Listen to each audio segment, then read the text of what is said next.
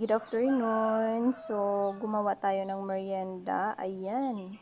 Ito po yung ano guys, tinatawag na keeping or cropix ata. Yan, yung tawag sa amin nito is keeping.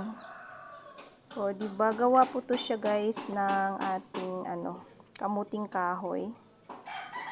Sarap nito guys, as in, napaka-crunchy nito.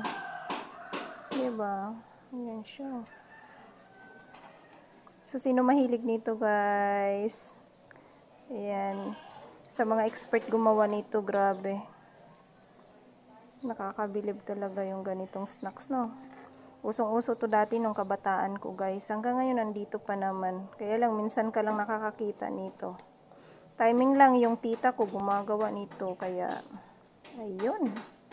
Nabigyan tayo. So, yan lang guys. Thank you so much for watching. Bye!